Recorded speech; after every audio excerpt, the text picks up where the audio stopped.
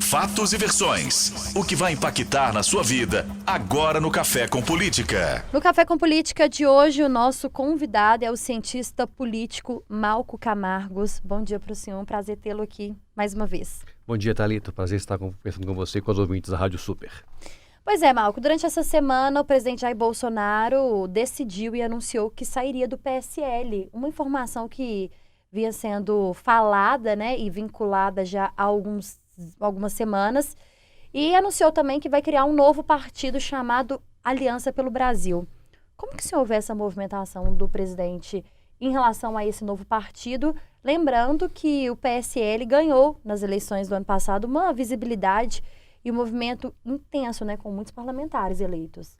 E hoje em dia, o impacto de ter muitos parlamentares trazem resultados efetivos para a política. Em outras palavras, o PSL era um partido muito pequeno, acabou emprestando a legenda ao presidente e, na eleição do presidente, elegeu também um grande número de parlamentares. E isso colocou o partido em outro patamar. Em um patamar que dá acesso a muito tempo de TV, mas principalmente a muito dinheiro, uma vez que o financiamento de campanhas hoje se dá através do fundo partidário, o fundo eleitoral, e esse é distribuído aos líderes partidários. Não há dúvidas que o conflito veio pelo uso desse fundo, ou seja, quem tem o controle sobre o dinheiro. Então nós vivemos um dilema. O presidente tem poder e o presidente do PSL, Luciano Bivar, controla o dinheiro. E nessa briga entre poder e dinheiro, o casamento se dissolveu. Pois é, falando nessa briga entre poder e dinheiro, essa briga entre o presidente Jair Bolsonaro e o Luciano Bivar, né, que é o presidente do PSL, ela veio se intensificando. Começou ao longo dos primeiros meses do governo, ainda com a saída e com a queda do Gustavo Bebiano, por exemplo, que já envolveu o Luciano Bivar nessa movimentação, e foi se agravando, inclusive também tendo a interferência dos filhos do presidente Jair Bolsonaro. Eles perderam o controle justamente para essa questão que o senhor citou, a questão do partido ter sido um partido pequeno e de repente crescer? Era um casamento fadado a não dar certo, né? Uma vez que uma legenda de aluguel, o empréstimo de uma legenda a um candidato, que logo em seguida passa a controlar um enorme montante de recursos, nós estamos falando em 100 milhões num ano não eleitoral e chegando a 300, 400 milhões no ano eleitoral sobre a caneta do presidente do partido, certamente isso traria conflitos, né? E a novidade e o desafio que o presidente se coloca nessa empreitada com um novo partido. Por que não migrar para um outro partido já existente? Por que Bolsonaro tenta criar um partido? Exatamente para poder fazer com que a base dos parlamentares eleitos possam migrar de partido sem que tenham o ônus da perda do mandato. É bom lembrar que, pela nossa legislação, o mandato não é do parlamentar, é do partido. E ele só pode mudar no caso da cessão do mandato pelo presidente, da expulsão ou quando ele muda para um novo partido. Então essa é a estratégia do Bolsonaro, a criação desse novo partido. Agora, é uma missão muito difícil de ser executada no prazo que o presidente quer. É bom lembrar que para um novo partido ser eleito, a gente gasta normalmente em média aqui no Brasil, para um novo partido ser criado, a gente gasta 2 anos aqui no Brasil.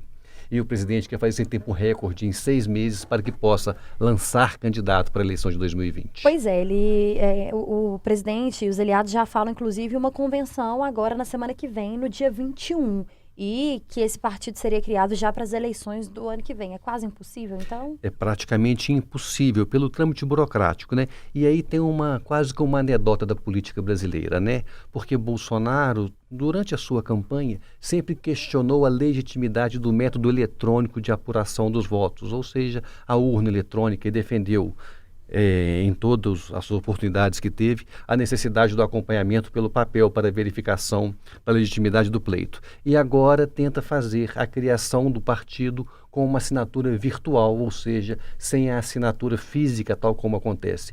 Por que demora tanto tempo a criação de um partido? Porque os tribunais eleitorais têm que conferir cada uma das assinaturas que chegam, né?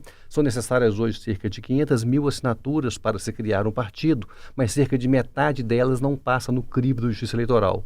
Então os partidos buscam cerca de 1 milhão de assinaturas que têm que ser conferidas uma a uma pelos tribunais eleitorais. E é um problema. o partido do presidente não é o único partido. Há mais de 30 partidos que já acolheram a assinatura e esperam a apreciação do Tribunal Superior Eleitoral. Ou seja, o presidente terá que entrar numa fila, e o que pode postergar o seu sonho da criação deste partido. Essa semana também nós tivemos uma semana movimentada por causa da soltura do ex-presidente Lula. Ele que foi solto, né, junto com outros ex-parlamentares, inclusive ex-governador de Minas Gerais, o Eduardo Azeredo, após a decisão do STJ da não prisão após a segunda instância. O que isso movimenta hoje a política? A gente já vê que o Lula já está fazendo as corridas pelo Brasil e já visitando alguns lugares. Já reuniu com os sindicalistas e o Partido dos Trabalhadores já avisou que essa é a programação do ex-presidente agora. Visitar algumas cidades e recuperar talvez a força que o PT teria perdido ao longo do último ano quando o ex-presidente esteve preso. O que isso muda hoje na política do Brasil? Muda muito. A primeira mudança tem a ver com a pauta do Lula livre e o fim desta pauta. A defesa da liberdade do ex-presidente Lula tinha muito pouco impacto para o cidadão comum. Era um símbolo para o Partido dos Trabalhadores, mas a sua capacidade de implementação de políticas públicas, a possibilidade de discutir, de fato, os impactos que as gestões municipais, estadual e federal vêm acontecendo na vida de cada um, foram sendo diminuídas com a pauta do Lula livre.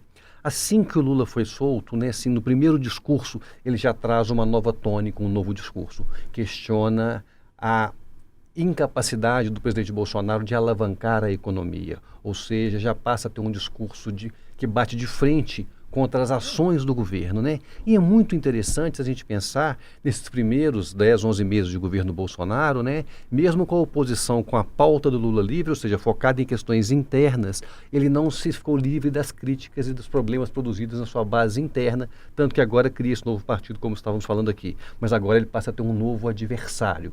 Um adversário que vai questionar as suas ações, a sua capacidade de implementação de políticas públicas e, mais do que isso, que mudança efetiva que esse governo tem feito na vida dos brasileiros. Essa deve ser a pauta do PT da agora para frente. O senhor acha que o STF errou nessa decisão? É muito difícil, porque é claro que quando a gente pensa na liberdade, no processo jurídico, todos nós queremos que aqueles que cometem crimes sejam punidos e cumpram a sua pena, tal como determinada pela justiça. Agora, de outro lado também, como a justiça tem usado a sua força, e não com uma certa, com outras palavras, como a justiça tem sido às vezes injusta ao punir mais uns, a investigar mais uns do que outros, acaba abrindo espaço para que ela perca a sua legitimidade e a sua possibilidade de impor condenações. Então é importante, a gente fala agora, essa semana, por exemplo, volta a se falar uma nova constituinte, uma nova mudança das leis. É importante sim mudar as leis, mas nós temos muito que abrir a caixa preta da justiça, que ela seja mais transparente, que ela seja efetivamente justa, e isso, infelizmente, ainda não é o cenário do Brasil. No ano passado, nós vimos uma corrida intensa na disputa à presidência, né, entre o presidente Jair Bolsonaro e ao então candidato Fernando Haddad. E o ex-presidente Lula comandou, mesmo que dentro da prisão, a campanha do Fernando Haddad conseguiu levar para segundo turno. Hoje, o que se fala muito é que se as eleições fossem hoje, com o ex-presidente já na possibilidade de ser eleito, que talvez o presidente Jair Bolsonaro não fosse eleito. Como que o senhor avalia para as próximas eleições? Você acha que vai ser essa disputa entre Lula e Bolsonaro? Você acha que surge aí um novo candidato, talvez de um novo movimento político? E você acha que essas chances seriam reais? O Lula hoje derrotaria o presidente Jair Bolsonaro? É bom lembrar, porque a soltura do presidente Lula, né, ou o fato do Lula estar livre, ainda não dá a recuperação dos direitos políticos. A condenação em segunda instância não foi anulada. Ela está sendo questionada a prisão após a segunda instância. Ou seja, Lula ainda não pode concorrer à eleição. Aqui a gente está considerando um possível caso que se ele pudesse concorrer. Se ele puder, não há dúvida que o histórico do presidente Lula, mesmo que ele tenha sido maculado nos últimos tempos e o seu prestígio diminuído muito, ele ainda tem uma biografia de ter sido, dos últimos tempos, quem mais trouxe melhoria na qualidade de vida dos brasileiros. Então isso vai ser um recall que na campanha ele vai poder discutir exatamente a pauta econômica do governo Bolsonaro versus a pauta econômica de quando ele foi presidente. E nesse sentido, se as coisas continuarem como estão, ou seja, com a dificuldade do alavancar a economia, da geração de emprego, da melhoria de renda dos brasileiros, pode ser que o presidente Lula saia em vantagem. Mas, na minha opinião, é muito difícil que isso aconteça. Agora, do ponto de vista, a eleição é narrativa, a eleição é construção de história. E a soltura do presidente Lula traz uma nova narrativa, traz uma nova oposição e constrange principalmente quem? Constrange a possibilidade do surgimento de um outro candidato. Entre o PT, seja nas mãos de Lula, seja nas mãos de outro candidato, e Jair Bolsonaro, o centro fica exprimido nesse debate e terá mais dificuldade de se posicionar. Então a gente caminha para mais uma eleição polarizada em 2022. Um dos filhos do presidente Jair Bolsonaro, vereador do Rio de Janeiro, Carlos Bolsonaro, desativou as redes sociais nesta semana. Inclusive no Twitter, ele tinha pelo menos 1 milhão de seguidores. Redes sociais, Carlos Bolsonaro e os outros filhos do presidente são muito polêmicos, né, a usar essas redes para poder defender o presidente, para poder discutir com outros políticos e até colocar ali as opiniões diante de determinados assuntos. O que isso pode impactar, por exemplo, na vida do Bolsonaro? Que a gente sabe que o Carlos Bolsonaro foi um dos que mais esteve ativo nessa campanha pelas redes, né? Que foi o que o presidente usou de mais certo para poder chegar até a população. É muito cedo ainda, mas há dois lados dessa história, né? Um primeiro lado, o que a gente espera que seja o mais feliz para o Brasil, é uma racionalidade na condução da comunicação da presidência da República. É bom lembrar que quase todas as crises que ocorreram nesses 10 meses tiveram como origem exatamente a falta de pudor, às vezes a divulgação de informações equivocadas, publicar coisas logo em seguida, apagar, mas na internet as coisas ficam com os registros, as pessoas gravam rápido e acabam disseminando essa informação, trazendo grande instabilidade ao governo federal. E pode ser também um outro olhar, é que ele para de cuidar das suas contas para se dedicar exclusivamente à condução das contas do pai, que ele também é um dos gestores, ou seja, como ainda não houve um pronunciamento oficial sobre qual é a estratégia e a razão disso, agora, não há dúvida que a gente tem que comemorar. O silêncio nas redes sociais feito por este grupo talvez traga muito bem ao Brasil, aos eleitores. Essa polarização, esse discurso feito para uma base que está cada vez menor. O próprio eleitor do Bolsonaro mediano, aquele que não é o bolsonarista radical, também está comemorando a saída do Carlos Bolsonaro das redes sociais, dando mais espaço para que o debate possa ser com mais legitimidade, com informações mais críveis, com mais democracia. O senhor acha que pode ser uma ação estratégica?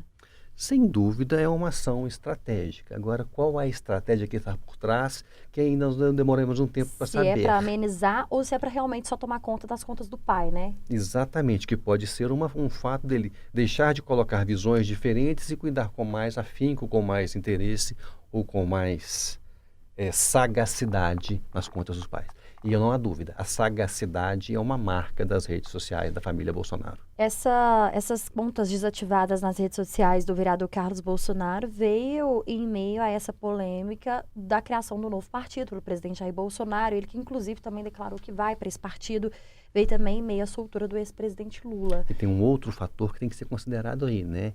Está tendo a CPI da investigação das fake news, né? E uma conta apagada fica mais difícil de você ir buscando elementos que possam eventualmente comprovar algum deslize, algum mal feito cometido durante tempos anteriores. Pois é, você acha que é um movimento que os irmãos também vão adotar? É difícil falar sobre o comportamento dos outros, ainda mais um comportamento de quem se fez, chegou aonde está através das redes sociais, né? A eleição de 2008 foi disruptiva em vários pontos e talvez o maior dela foi dar o protagonismo a alguns agentes através das redes sociais. Bolsonaro soube usar muito bem as redes sociais e ele fez o que se diz os manuais de campanha de hoje, ou seja, a base social para a mobilização da rede não tem que ser feita no momento eleitoral, ela é construída antes. Então, o Bolsonaro criou toda a sua rede, os grupos de WhatsApp, as listas de distribuição, a estratégia de posicionamento e conquista de seguidores no Instagram, no Twitter, no Facebook. Ele fez o para-casa certinho que os marqueteiros recomendam hoje. Enquanto outros candidatos se preocupavam em conquistar tempo de TV, fazer alianças políticas, rodar o Brasil, Bolsonaro construiu bem as suas redes. ele ainda continuou operando as suas. Agora, não há dúvida, o principal estrategista da família, o principal mobilizador e o principal causador de polêmica era Carlos Bolsonaro, ou continua sendo Carlos Bolsonaro, mas ao que tudo indica, não nas suas redes nos últimos dias. Hora do bate-pronto. São perguntas objetivas e respostas também objetivas. Combinado, Malcolm? Vamos lá. Vamos começar. Presidente Jair Bolsonaro.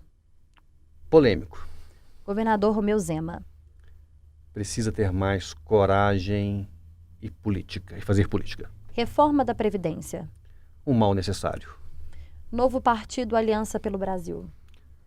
Muito difícil de ser criado e necessário para manter o dinheiro junto com o poder na família Bolsonaro.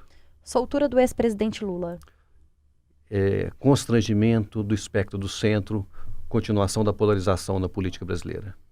Eleições 2020. Uma tendência de continuar a renovação.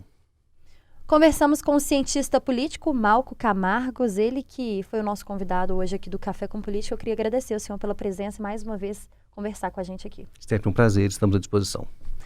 Hora de conferir os destaques de hoje aqui do Super N.